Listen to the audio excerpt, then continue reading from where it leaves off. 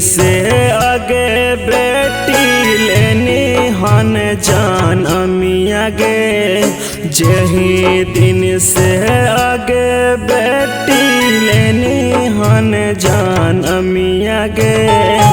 ओही दिन से हरदी जोगा के रखले हलियौगे। ओही दिन से हरदी जोगा के रखले हलियौगे। आजी पापा तोहर बेटी बड़ी सुकवर जी। आजी पापा तोहर बेटी बड़ी सुकवर जी। हरदी के भार सहलो नहीं जाहि जे। हरदी के भार सहलो नहीं जाहि जे।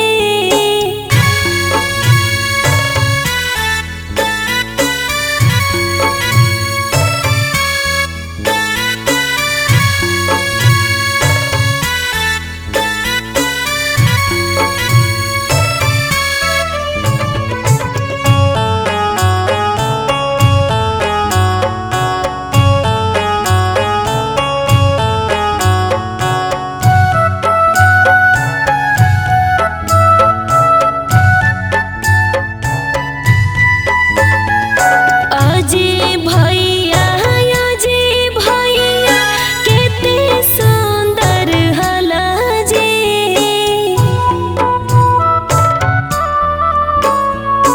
आजी भैया आजी भैया केते सुंदर हला जी।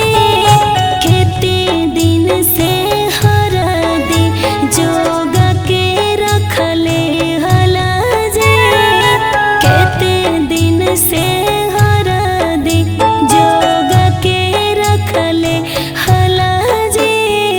जेही दिन से है आगे बहिनी धैनी हमारे हथवा गे। जेही दिन से है आगे बहिनी धैनी हमारे हथवा गे। ओही दिन से हरदी जोगा के रखले हलियौगे।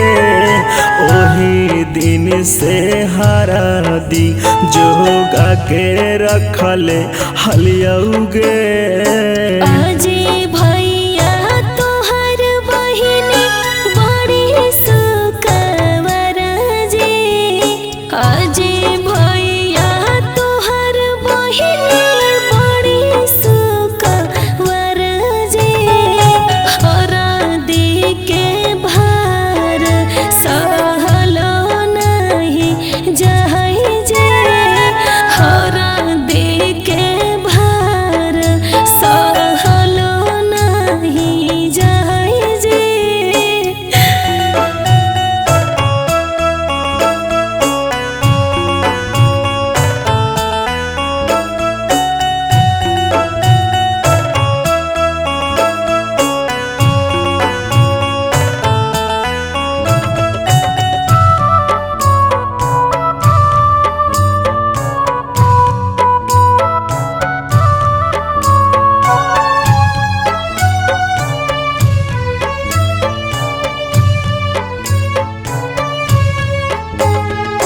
आजी चाचा आजी चाचा केते सुंदर हला जी।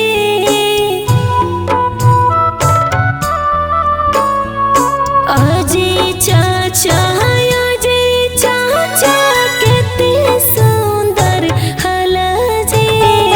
केते दिन से हरदी जोगा के रखले हला जी।